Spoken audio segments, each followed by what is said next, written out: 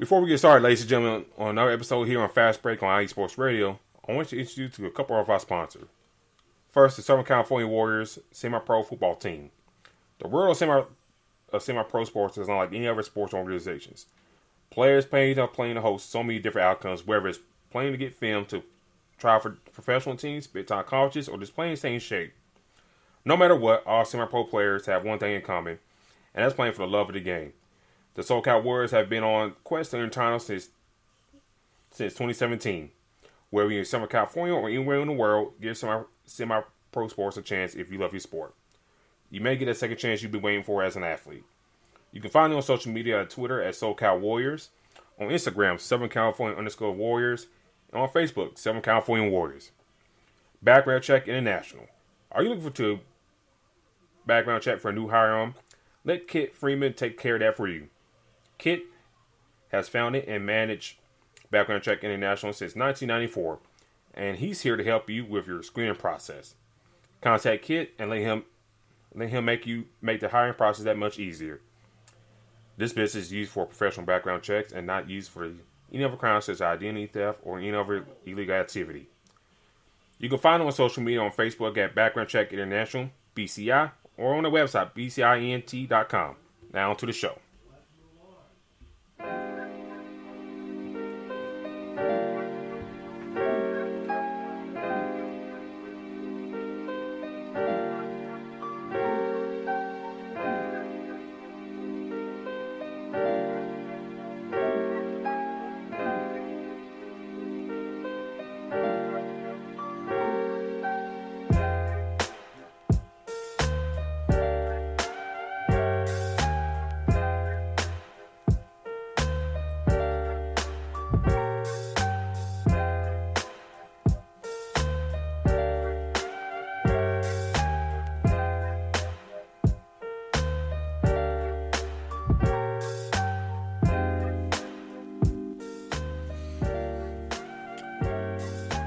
With the big game happening this past Friday between Duke and Gonzaga, who comes out better on top with it? Duke or Gonzaga?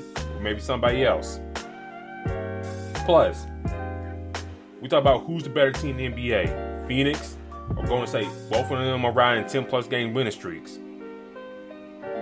Also, can y'all fans just chill at NBA games? You know, leave LeBron alone and others alone. We'll discuss that and much more here on Fast Break, live on IE Sports Radio. On speaker, you're the referee for that, as always, sports. And you're welcome to join us.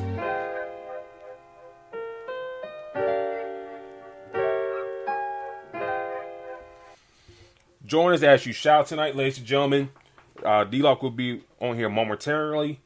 But thank y'all for tuning in with us tonight. Shout out to the chat tonight. And shout out to everybody that's listening right now on your listening device.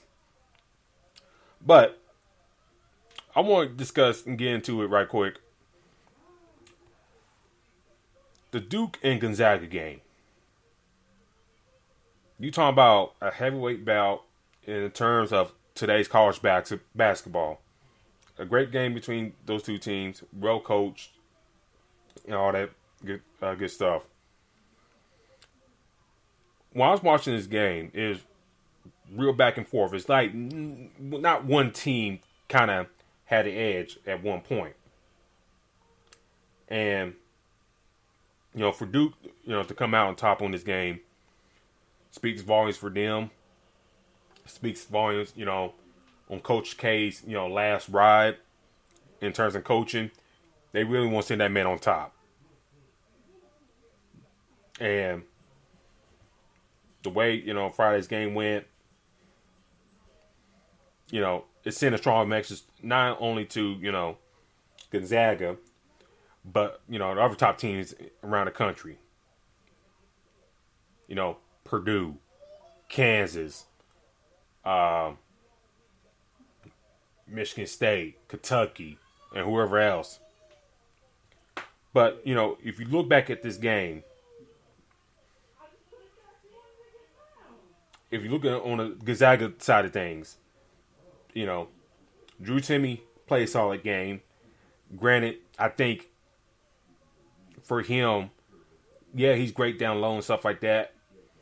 But I kind of wish, if he did a couple other things, I think things could have swung for Gonzaga's way. Chet Holmgren played pretty well for Gonzaga. I will say that. Played pretty well for Gonzaga. That second half, when he caught the ball in the corner, I thought that would be like an easy release right there on the shot. But credit to Duke's defense, they kind of recovered on that. But I think that's one thing he's got to kind of grasp and kind of learn and stuff like that. The catching and shooting. I know he's a big guy. I know he's still trying to fill his 7'2" body. But I think for him to progress as a player, I think that's one thing you got to work on. The catch and shoot, the quick release. Study some Dirk Nowitzki. Kristaps Porzingis. Guys of that nature that are your kind of your peers in a sense, like those big men that can, not the fastest mover, but just do just enough, but can hide that with their great shooting. And I think if he can, get that down pat, I think, go a long way in the growth of his game. Like I said, play solid, but it's feel like a couple times, like, he kind of wet the bed a little bit. And if you look on the Duke side of things, man, Paolo Banchero. That dude's a baller. That dude's excellent. That dude's great. You talking about inside, outside threat offensively. You talking about at least a legit 6'9", 6'10" combo forward.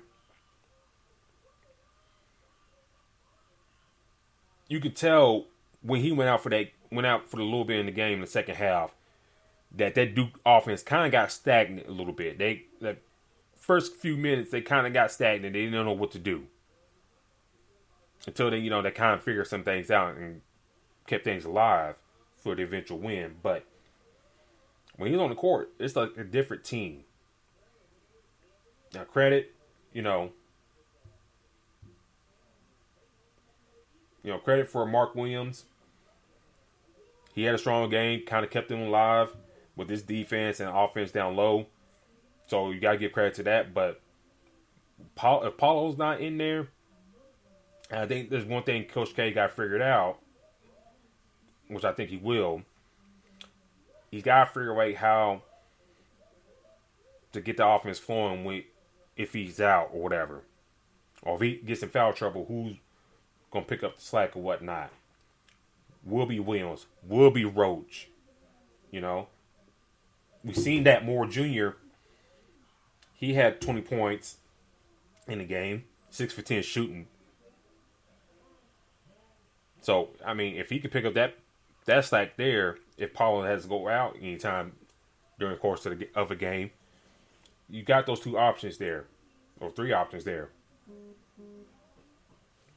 But let's look at the long-term, effects of this game.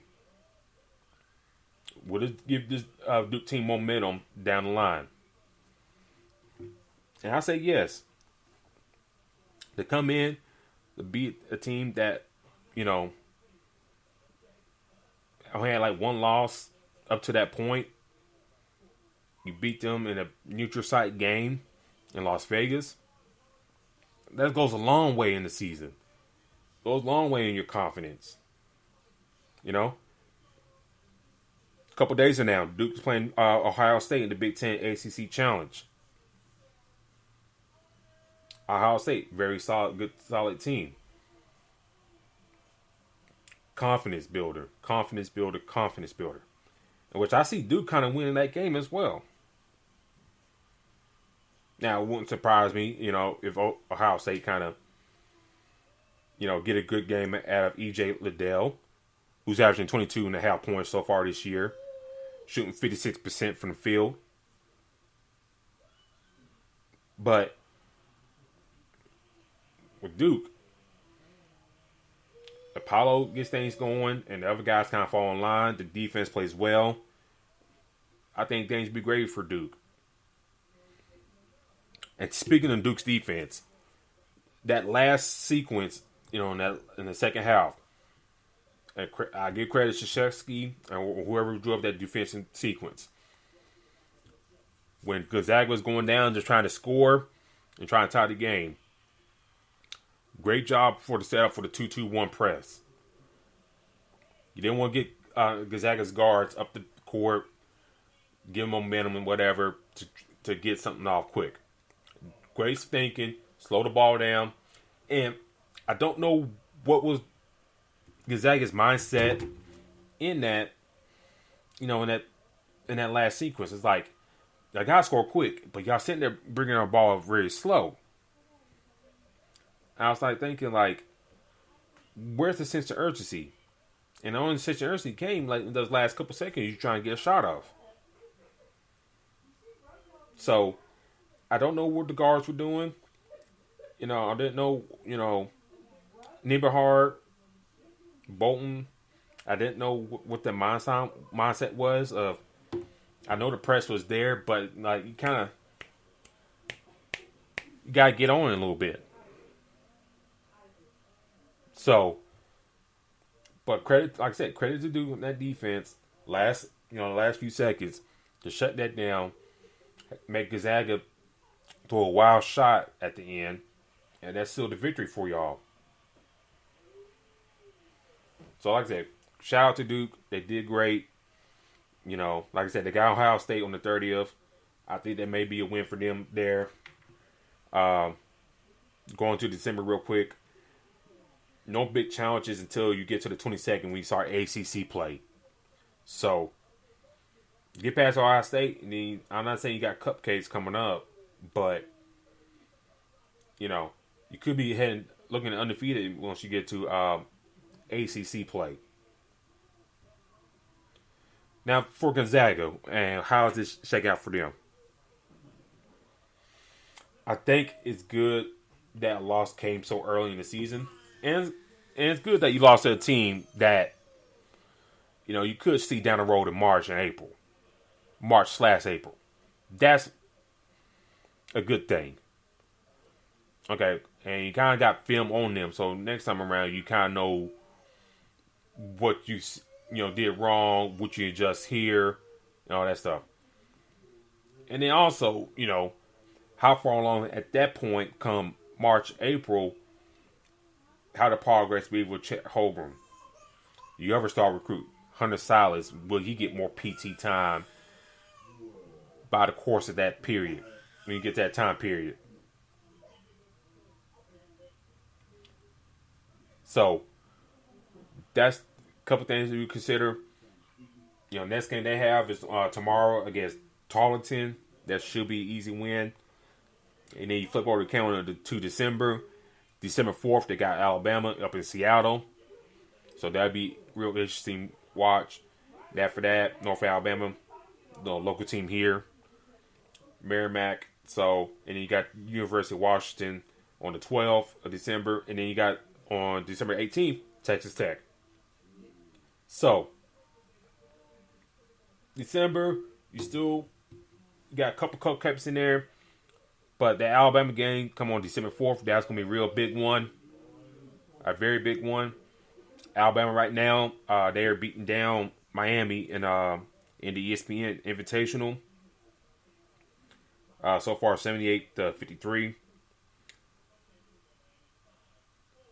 And, to give a preview on that game, real quick, Gonzaga, Alabama. I'm looking for the Alabama side of things. They lost against Iona, the rematch against Rick Pitino a couple days ago. And I told people last year, and so for some of y'all that don't know, I live in the state of Alabama, North Alabama, be more specific. And,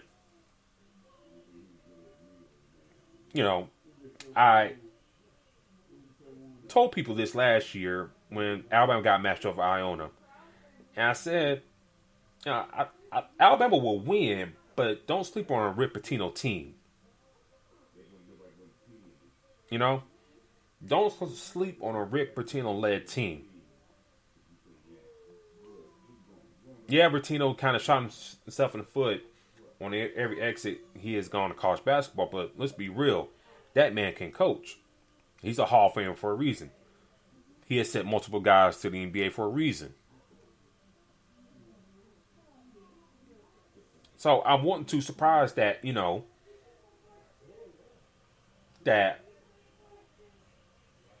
they lost against Iona. You talking about a Rick Pitino-led team. You talking about players that be in that Rick Pitino system come year 2 at Iona. And credit to Rick Pitino. One thing about Alabama, they like to get on runs. They like to get up and down the court. They like to spread you out one themselves. Credit to Rick Pitino, slowing them down, calling timeouts when he sends the run. You don't want to do that against this Alabama team. And we kind of see now with them against Miami. Defense, running and gunning. They're about close to 30 points. J.D. Davidson, star recruit, they got 13 points off the bench, 9 assists, 6 rebounds. Excellent game for him. Probably his best game so far this season. You're looking at the starters, Keon Ellis, Jayton Shackelford, 16-15 apiece for them. Also great for them. So if you're Gonzaga looking at that, you got a little size on your side. Holgram, Timmy down low. Can you, figure out offensively, get some scoring down low on that Alabama team, get them, in foul trouble. And use that foul trouble to your advantage. Because remember, Alabama ain't the best free throw shooting team. Case in point, that game against Iona.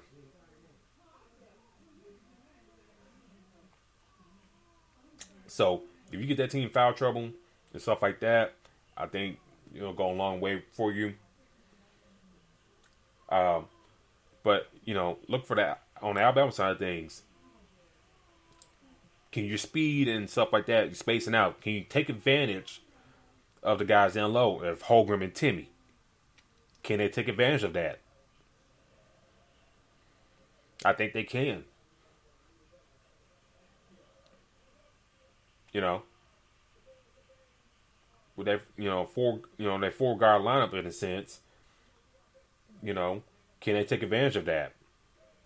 Alabama, can do that. Timmy had trouble with Duke, playing, defense against those two players.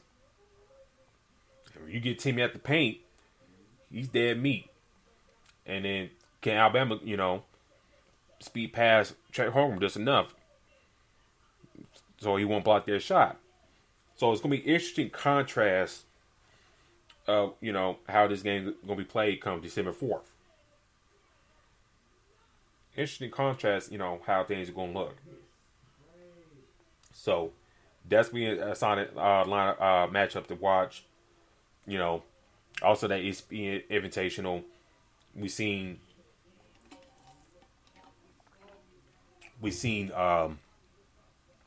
Dayton beat Kansas Atlanta 6 shot. Shout out to Anthony Grant and his team. Beating Kansas. So the Atlanta college basketball pretty even all the way across the board.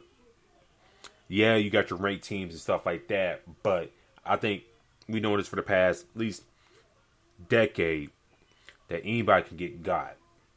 And everybody on these teams got talent level just about even across the board. Well, maybe a couple of exceptions, like your Kentucky, your Duke, get to that point, Gonzaga. But everybody else, it's kind of even. Everybody got good players. Every team got good players. Most teams are got good coaches. It's just like, can your game plan be better than other guys. And can your style play outwork the other teams? So lots of just to think about there. Now, looking into the NBA action right now, and looking to NBA scores at the moment. And I'll get there in just a second. Look at the NBA scoreboard right now. The Warriors again winning again against 105-90 against the Clippers. So they pick up a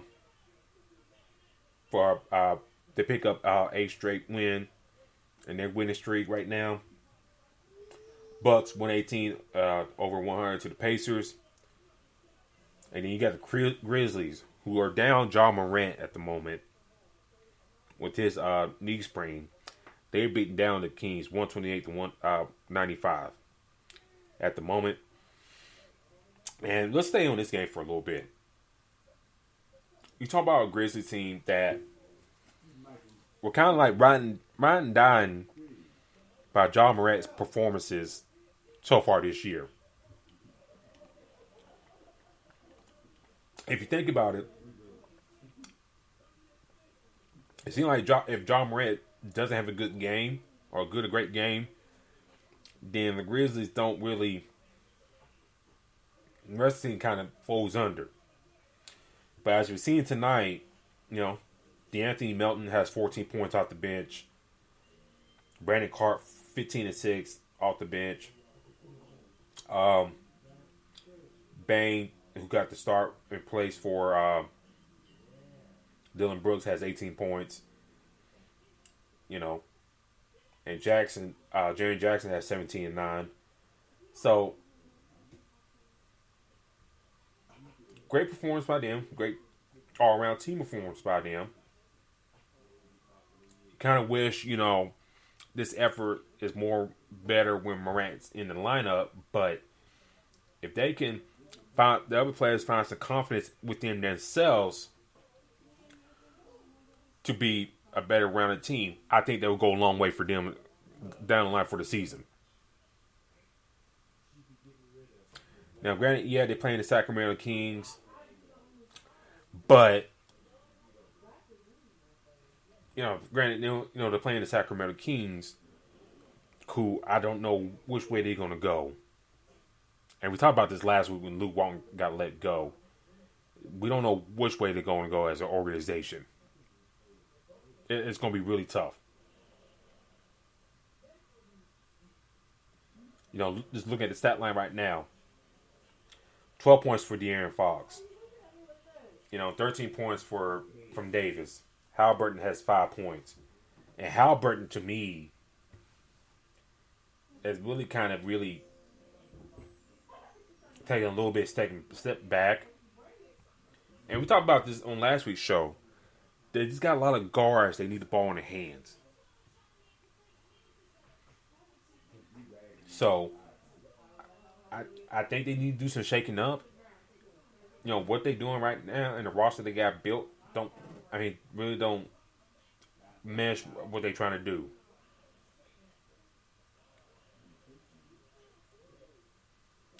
And just looking at this team, it's just like, which way you want to go? Do you hit the hard reset button again? But it's going to be kind of hard moving that De'Aaron Fox contract you just gave him. And let me just say this.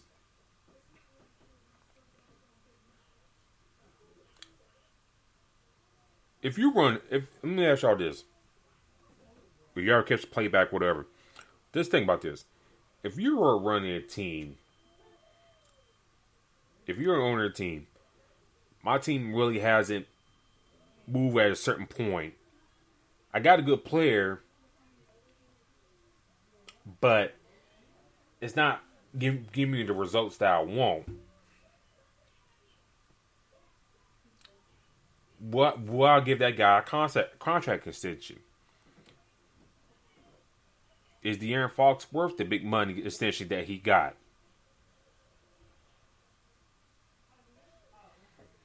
That's where I'm getting at. It's like the Kings are 8-12. They've been on a loser streak. Well, take it back. They did beat the Lakers in triple OT. But you get what I'm saying. I'll get to the Lakers in a little bit. But you're paying this guy and not carrying over the hump. You're paying the other guy, Buddy Hield, not carrying over the hump. Holmes, not really. I mean, great player. I'm not saying all these guys are great players, but not really carry over the hump.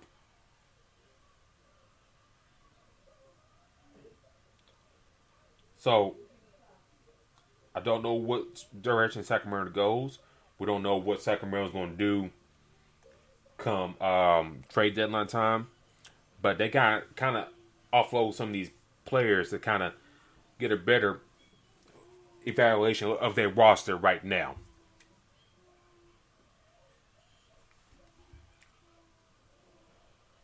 And then you got the Celtics beating the Grizzlies. 109-97. This year. Like 40% from the field. 32% for 3-point line. Now, granted, 8% for the free throw line, but still, he's been shooting pretty bad here this season. Compared to last season's stats, 45 and 38, but still, 32%, 40% right now from the field. And yeah, probably y'all something saying like, yeah, he's averaging 25 points a game, but God, he takes a lot of shots to get to 25 points. Granted, they won. Marcus Smart had 21 points. Al Horford had a very solid game, 17-11. You got 15 points from Grant Williams, 3 for 4 for him for 3-point land. 18 points off the bench for Josh Richardson, so that's great contribution there. You almost got a double from Enes Kanter. So it's about his bad shooting night. The other guys kind of stepped up to the plate. But his shooting performance has to get better. I don't know what Ukota's got to do, but he's got to figure something out how to get this dude to shoot better efficiently. Because if he don't, and the Celtics make the playoffs, they're going to be in bad shape. And judging by that Brooklyn series, kind of what happened last year, you don't want a repeat of that. Looking at the Raptors side of things, Van Fleet had 27 points. Barnes had 21 points today. 7 rebounds, 3 assists. I may be wrong about Scotty Barnes. I thought, he'd probably be in like a strange fit with that team, but he's proving me wrong at the moment. Very great player for the Raptors. I think they got a real steal in him. Look at the bench. Malachi Flynn had 8 points. I don't know why they don't play Chris Boucher more. I don't know what's going on there. It seems like when they play him, they get decent, numbers out of him, but that seems like few far between.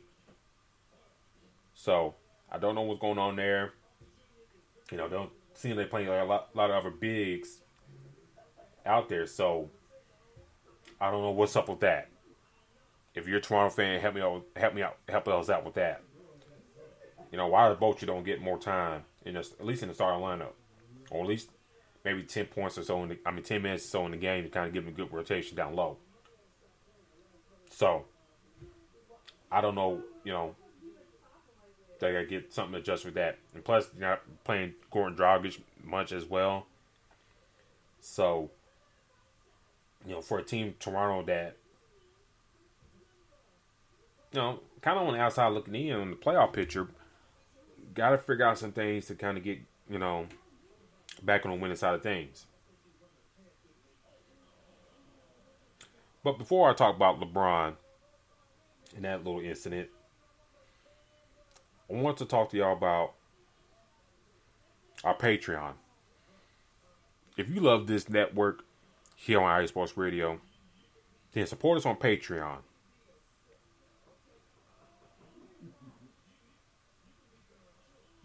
There are many different plans on Patreon for you to support us. So go on Patreon.com, look up IE Sports Radio. If you love our network, especially here on Fast Break, Set Point, our volleyball show, Boxing with Marcus Lowe's Great, or even the other major shows in our 32 major markets. If you love our shows, support us on Patreon. Go to iesportsradio.com for more details on that. Also, I want to acknowledge our Patreon supporters at Bay Area Raised and at Marcus Lowe's Great. Thank you for supporting us on Patreon. We greatly appreciate it.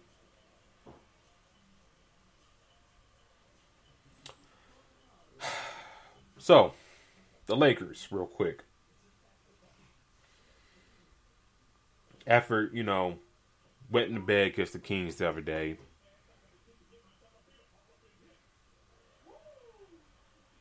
they had the game against the Pacers on Wednesday. And yes, they won in overtime against the Pacers, but I think the biggest story that came out of that game was, them playing against the Pacers. Towards the end, late that game, two fans made some comments to LeBron James about the oldest son, Bronny, hoping he dies in a car crash.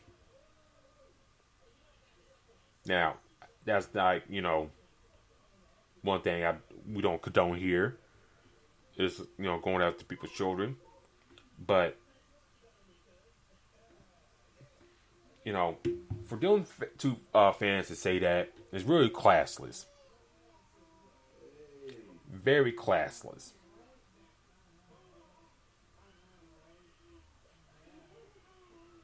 You don't say that stuff. Y'all, we paying to set those seats. You paying a nice premium to sit there. And premium, not only you get a nice courtside view, but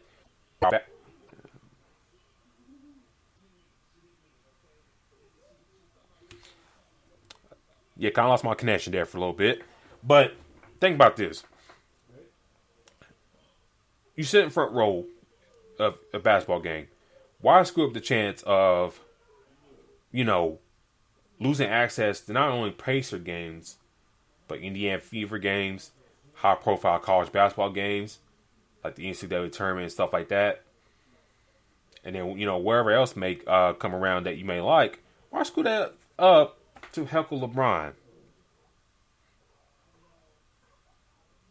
And what's people's big beef about getting at LeBron and stuff like that, trying to get in his head and all that stuff? Like, what's so big about that? I know he's like the most recognizable name, one of the most recognizable names in all sports. But what are you getting out of it to help him like that? And what do you get, saying that his son should die to, what point are you getting that saying his son's died in a car crash to trying to get out of him? They can hear you on this court like that if you're that close. I'm not condoning it, but it'd be different if you sitting up in the nosebleeds with Sting and Jesus. It'd be different. I'm not saying condone it, but you kind of get my drift.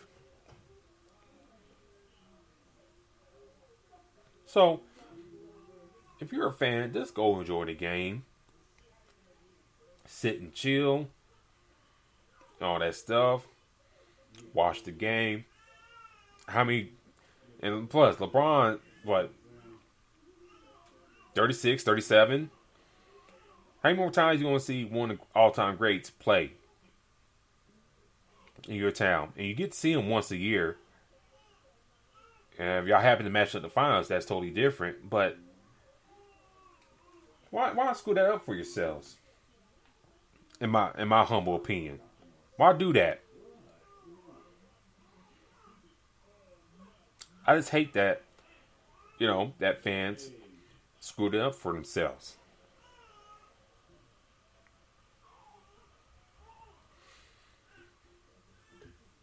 Now the Lakers, they did win that game. LeBron kind of used that, what happened to him, as added motivation. He had 39 points, 5 rebounds, 6 assists in that game.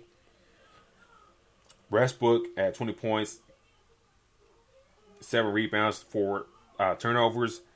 And I said on Twitter, tweeting for the Fast Break account, if you're not following us on there, please do, at Fast Break at IESR. I said this on there one time. If Russ can keep the turnovers under 4, I think that'll go a long way for them over the course of the season. It'll go a long way for them.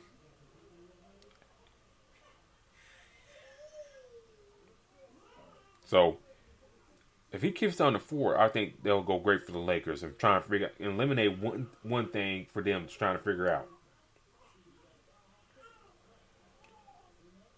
And I think another thing for the Lakers, if they want continued success, and I know they're playing the Pistons tonight, Ellington and Monk, they had 17, 14 apiece, respectively. That's got to continue to happen if this team is going to succeed. Horton Tucker, he came back from injury pretty strong, but I think he kind of cooled down a little bit. So, for him, I think he got to get back on track scoring-wise for this team to succeed. Melo, I think he's doing great what he's doing, scoring off the bench. If he averages at least 10 points off the bench, hey, that's great for the Lakers. If he just contributes that, I think that's just going a long way for them. But you had that great overtime game against the Pacers. And then you fast forward to Friday, and like I mentioned, they went the big against the Kings. Now, granted, yes, De'Aaron Fox had a great night in 3 overtimes, 34 points. But, your big three had 29 points for Westbrook, 30 points for James, 23 from Davis. That's great. Melo had 16, Monk had 20. But you can't let a Sacramento team come back on you like that. You can't. Okay? You can't let a Sacramento team come back on you like that. And now you hear about Frank Vogel. His job and whatnot. Is it secure? Can he turn this ship? I think you kind of benefited from the bubble and stuff like that. Days didn't really go right when the season kind of turned around quickly. But you got everybody back healthy. I guess LeBron has missed the week and stuff like that, but still, you still got to figure out some things.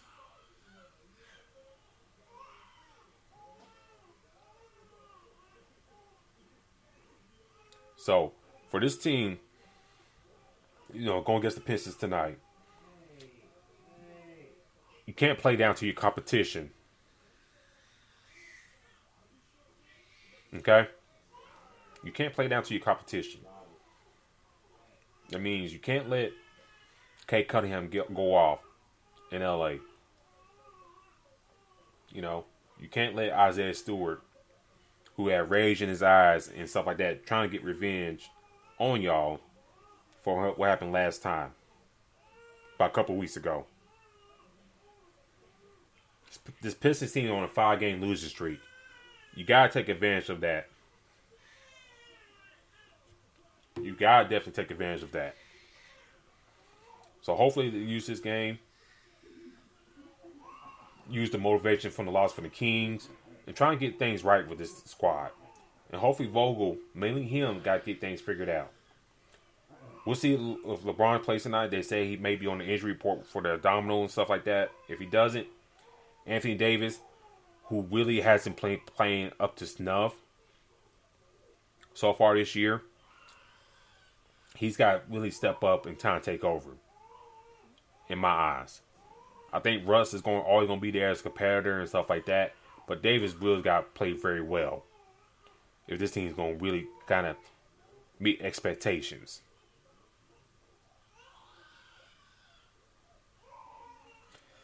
But before we get out of here, I want to talk about two teams, especially in the West. The Phoenix Suns and Golden State Warriors. These teams have been on two incredible runs right now. The Suns, they're on a 16-game winning streak right now. Beating the Brooklyn Nets in Brooklyn last night, 113-107. This team is playing excellent ball. And when we did the season preview series, when I kind of did the switcheroo and kind of switched up saying Phoenix will win that division, I thought about it. It's like, this team, I think this team will win the division again. They're cohesive. They bring the same pieces back. Added McGee, added Shamet, and we don't have that much turnover. With the Lakers, you had a lot of turnover. Warriors, not a lot of turnover there too, and that's why they kind of got things back up and running.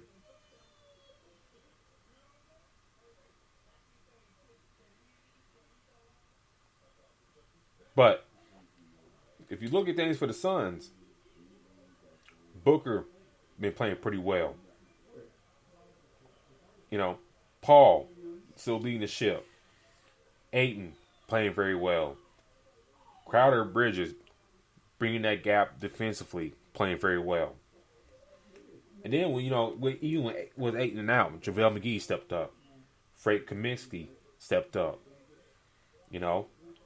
Shamet, Payne, they give you good, decent scoring runs off the bench. Johnson playing very well in his second year.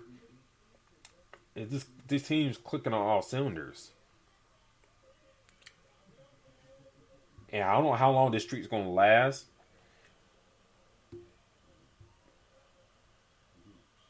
They play the Warriors, coincidentally, on Tuesday on the 30th.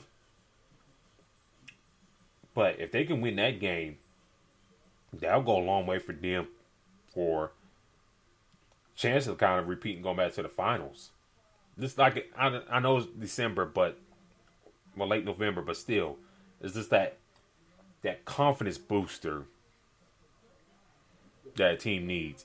And a confidence booster that you need on this other team, especially on division, that you can win against them.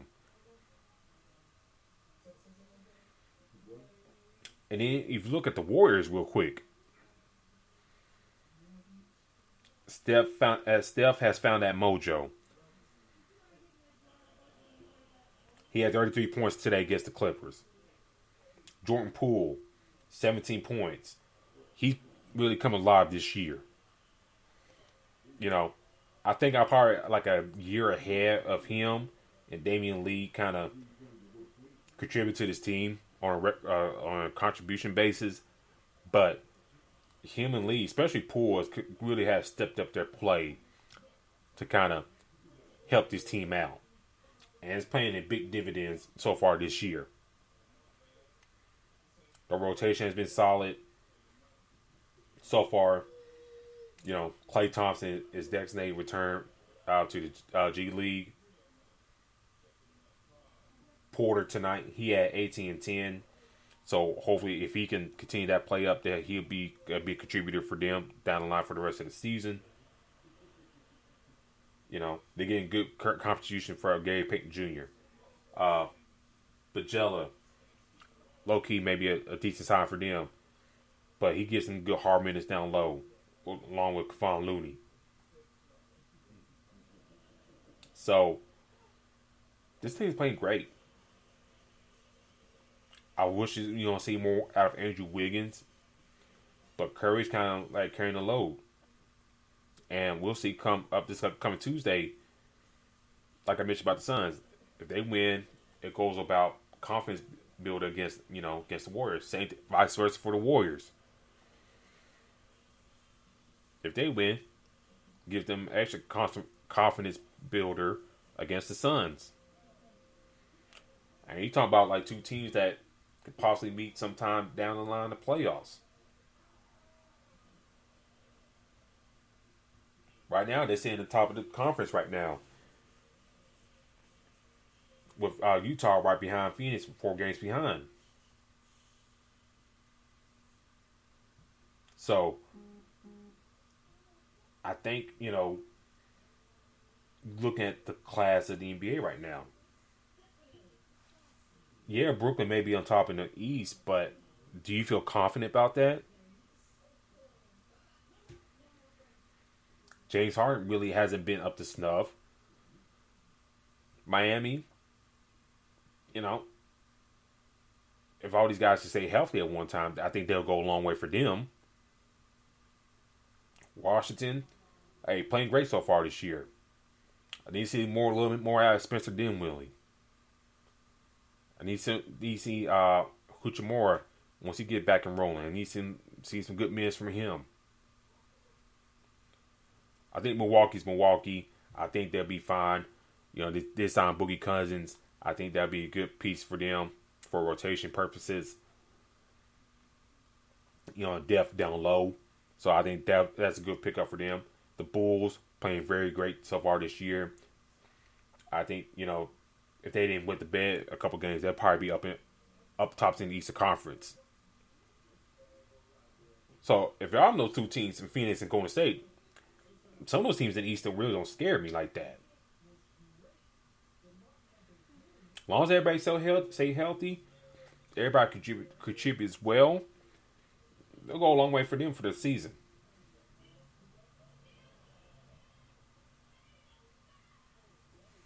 If you look at the Western Conference side of things, getting Dallas, depend on Porzingis to help out Doncic. The Clippers don't have Kawhi Leonard for this year. Portland, God, I don't know. It seems like it's ready to blow that thing up. It's starting to look like that. Because Dame really hasn't been himself at all. At all so far this year. Minnesota. We said this on Twitter. If those big 3 ain't at least getting 20 points a game, then you can just write them off. And those 3 guys got to score at least 20 points a game for that team to win. Plus contributions from the other guys like Malik Beasley and Vanderbilt and others. For Denver, Joker's been playing great, but, even before Michael Porter went out with the back injury, was he really worthy of that big contract? Did he prove enough for that big contract to kind of lead your team in the future? That's the main thing. Like I said, Michael Porter always top 10 talent, but it seems like the injury is probably going to hold him back for the rest of his career. And now you invested $200 million plus on this guy that he may be a lemon. And you're not getting Jamal Murray back possibly all this year.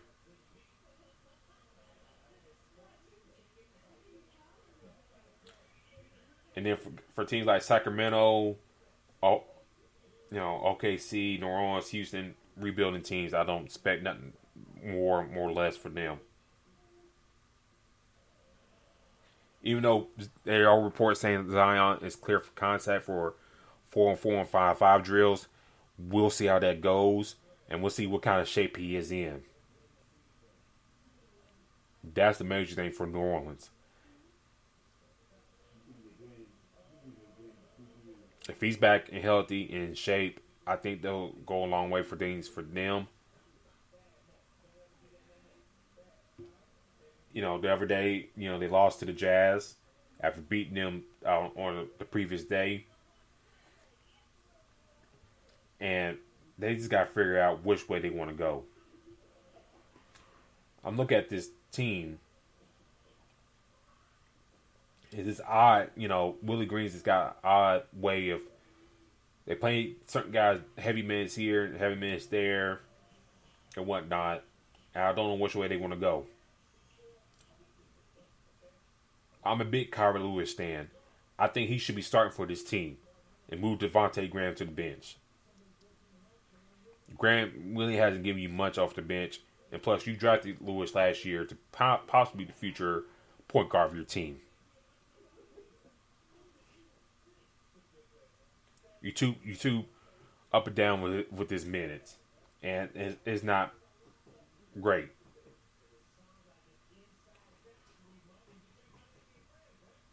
You got these young wing players in like Alexander, Walker, and Marshall. But yet, somehow, Garrett Temple gets more time than them at times. And I'm not throwing shade at Garrett Temple. But, Garrett Temple is 35 years old. And these other guys are under 25 years old. You're 5-17. Garrett Temple is who he is. You can move on. Or put him in the end of the bench and give those minutes to those other guys to see what you have.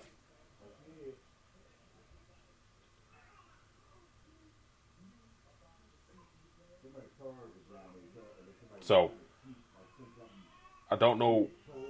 This is my strategy. What I'll do for the Pelicans. I'll play Kyrie Lewis starting at guard, move Grant to the bench. And go from there. And when Zion gets back, I'm pretty sure Herbert Jones will go to the bench. But you still got to play Herbert Jones 20-plus minutes because he's probably your best damn defender on your team.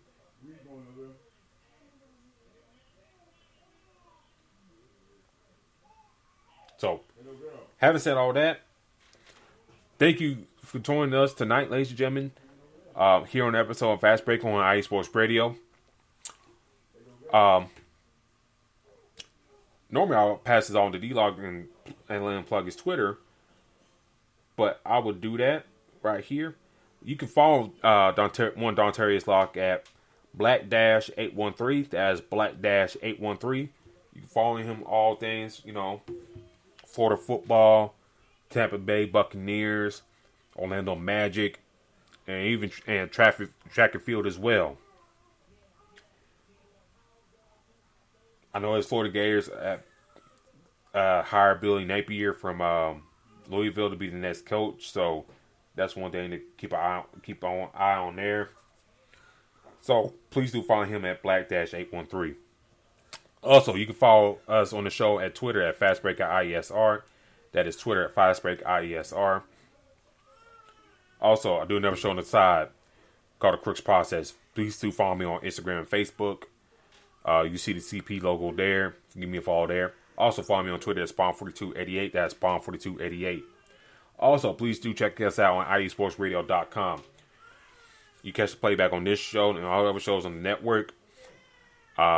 We are up and running on all major markets here in the United States. So please do give us a follow on the website.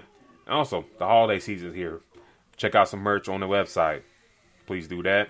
And like I said, support us on Patreon if you love our shows. And continue to give support on our journey here on this network. But till then, ladies and gentlemen, we'll be back next week talking more basketball here on the network. Like I said, Gonzaga, Alabama will be playing this upcoming week. Other things going around the NBA. But till then, ladies and gentlemen, we'll be back next week. And I'll talk to y'all later. Peace.